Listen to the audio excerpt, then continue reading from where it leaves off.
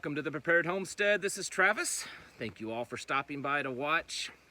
Today we want to continue the discussion that we started yesterday. So if you did not watch yesterday's video on preparing your mind for what's to come, I suggest you also watch that one. It was a very popular video, still getting a lot of people watching and commenting because of the things that are happening and what is most likely coming at us. Physical prepping is not enough. In fact, the most important things that you can do to prepare yourself is to prepare your mind and to prepare your heart. That's way more important than all the food and the guns and the ammo and everything else that you want to prep up on. Is getting your mind and your heart ready. And so that was the discussion yesterday. Today, we want to talk about getting your children and your family mentally prepared. And really, this is probably a lot harder for many of you to get ready. I've talked about it in the past of how to get your family on board with being prepared.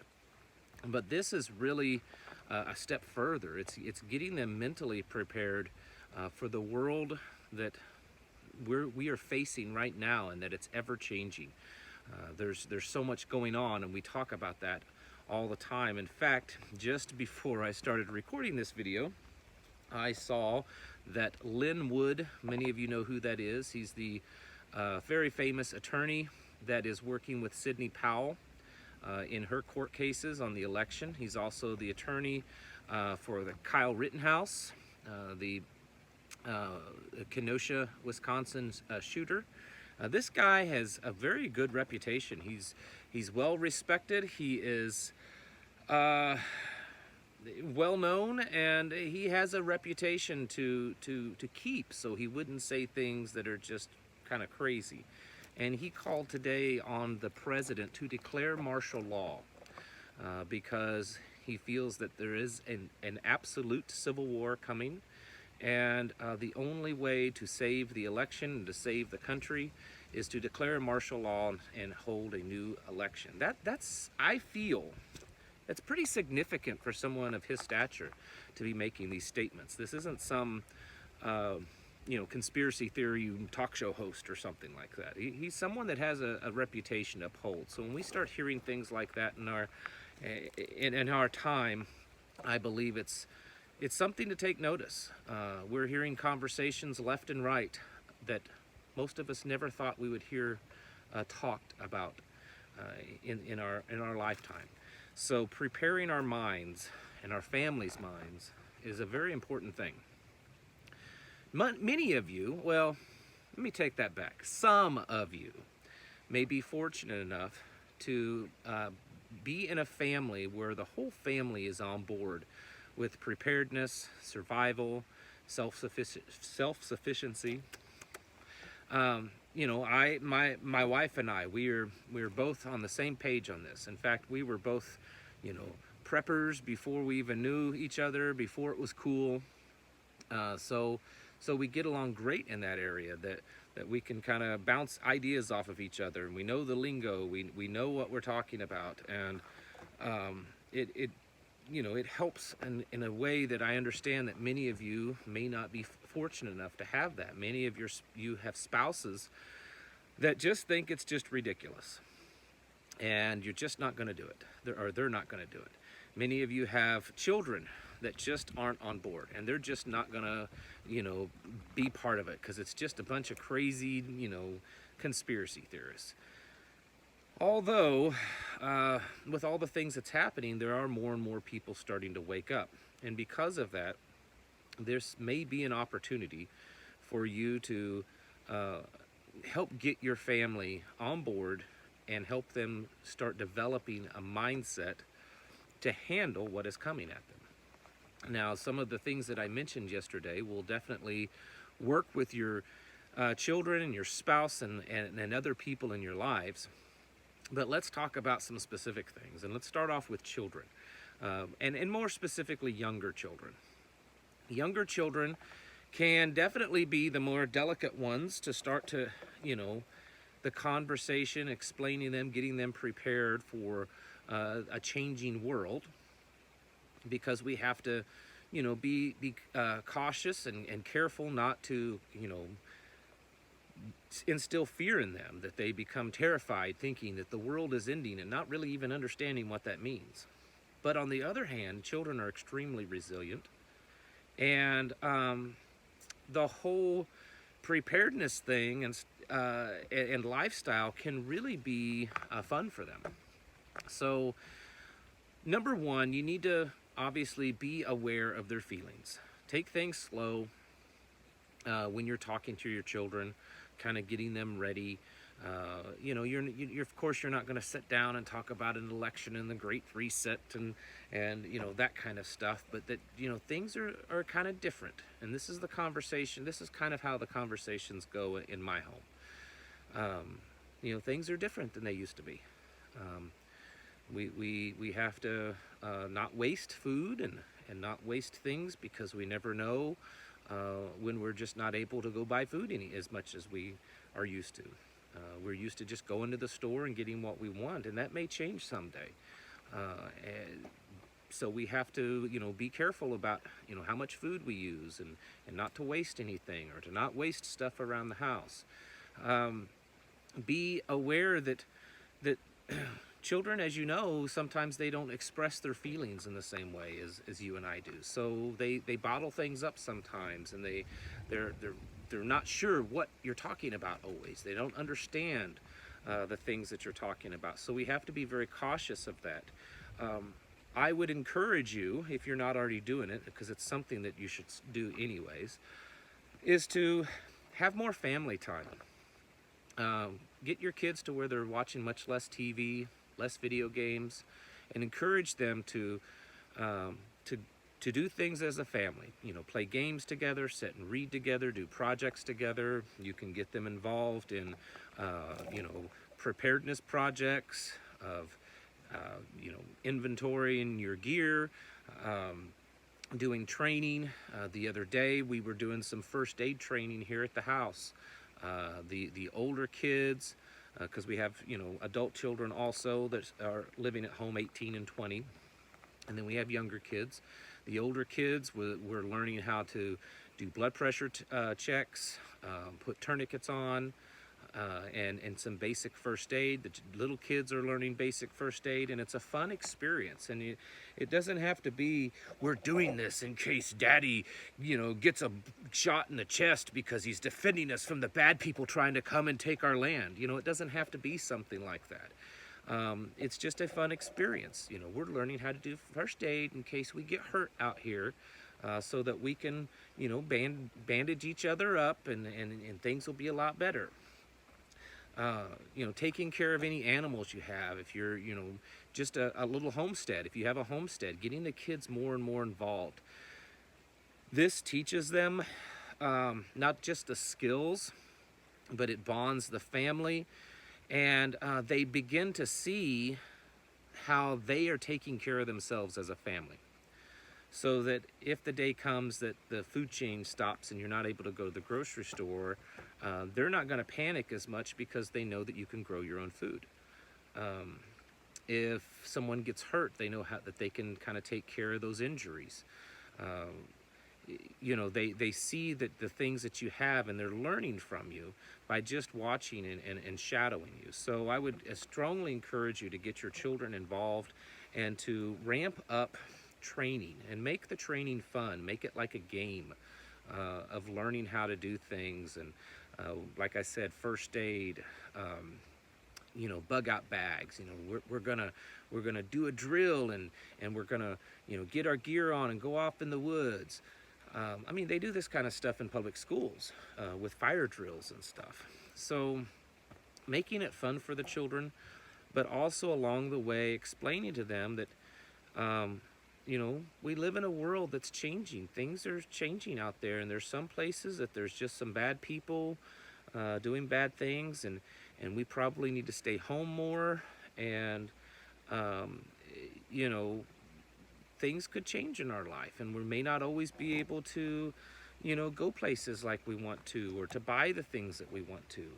And be attentive to that and understand that they will have their own worries, just like you worry about what the future may hold. They're going to do the same thing. Just because they're young doesn't mean that they're they don't have the same worries or any worries at all. So be aware of that. Talk to your children. Get them involved. If they're preteen and teenagers, of course they can understand a whole lot more. You could even, depending on how you feel the maturity of your children are, start letting them see things, videos of what's going on, whether it's prepper videos like this, or it's just current events and news videos of showing, what's happening in the world. They may not, if you allow your children internet access and they're, in circles with their peers, they may not be seeing the same stuff, because that's how the internet works. The internet is showing you things that you want to see. That's how these algorithms of, internet, Facebook, Instagram, Twitter, all of them, even Google, they learn the things that you like, and they show you things that support your ideas. And so that's how it is with them. They're probably not seeing the same things that you are. So if they're a little older and a little bit more mature, you could be showing them that kind of stuff and explaining that to them of what's going on, why this is important to us, why this is scary, why this is dangerous for our government or our world to be headed down that direction. As far as older kids, like adults and spouses, honestly, at least in my personal experience, they seem to be the most difficult ones. You may have children that have moved out of the home and don't align politically at all with you. They may be, on the far left, and they don't, they don't see any problems with things like the Great Reset. So if you sit there and explain to them what they're wanting to do, they might say, well, that's good. We need that kind of stuff. We need to reset things. So they're going to be more difficult. Spouses sometimes. Spouses can be extremely difficult. It's sometimes, depending on what it is, it's easier to convince a stranger than it is to convince a loved one of what you're talking about. You have to be gentle. You have to be gentle with your spouses and with your adult family members. You can't come across as being crazy. You cannot try to just scare them to death and hope that they realize what's going on. But you do need to start preparing them in as most loving way, in a calm way, and as best as you can do that doesn't sound like you're a lunatic. Start explaining to them. Show them past history. Show them, things like Venezuela, what happened in Venezuela and how quickly it happened there.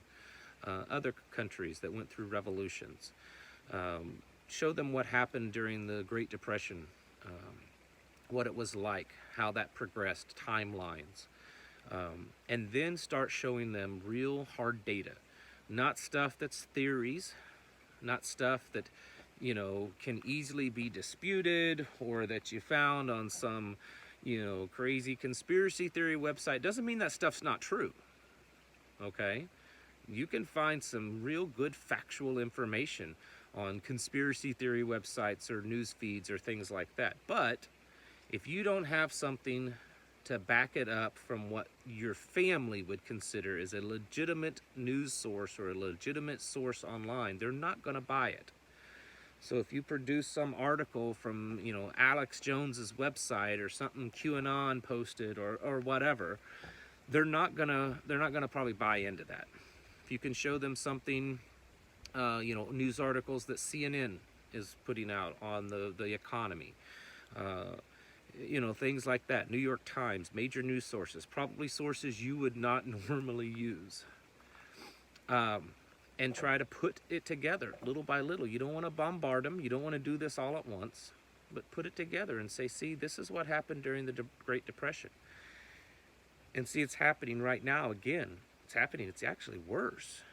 It's worse. We're much more in debt, not just in actual numbers, obviously, but in, percentages. Show them this kind of stuff. Show them the true numbers of how many businesses have closed because of this, and how much it's actually affected the economy, not the stock market, but the economy, of how many people are unemployed. Show them that, since the first of the year, 8 million more people than normal have now fallen below the poverty level. There's a lot of information out there that you can show to them, and if you do it in a gentle way, and in a caring way, in a non-argumentative way, and they may push back, they may want to argue, and don't. Because once that arguing starts, their defensive mechanisms kick into place. So if you get them to a place that they're starting to kind of argue with you about this, you've already lost the debate. You've lost the argument, because they're in a defensive position. And it doesn't matter how much you convince them or how much good evidence you show, they're not going to believe you, most likely. So be careful with that. If they're becoming more and more on board, maybe not full-blown, but they're at least admitting that things are getting rough and that there's a potential for things to start getting bad, that's when I would start talking to them about, you have to get mentally prepared for this also. And explain to them that this is really the easiest way to get into prepping, because there's nothing you have to put into it other than just your own effort. You're not spending money to put food preps and other types of preps back. You're just preparing your mind, and do many of the things that I talked about in yesterday's video. And explain to them that, even if nothing happens, and the world just keeps going on like normal, if you do these things to kind of prepare your mind, you're not losing anything, and you're gaining some mental strength. You're able to kind of strengthen your mind, and so that at some point in the future, if you do go through things, if you lose your job, or your house burns to the ground, or a hurricane wipes it out, you're more mentally ready to handle tragedy in your life. By doing this, by developing very much a battle mindset, a warrior mindset. And so when they start to kind of open up, do those things of trying to, encourage them to develop these mindset and use some of the techniques that I mentioned in yesterday's video of creating a trigger word, and developing situational awareness, and many of the other techniques that were mentioned in that video. Once you're doing that, and if they're listening at that point, they may still be in that category where they really, really don't want it to happen to the point that they're trying to pretend that it's not, but the evidence is so overwhelming that they know that something's up.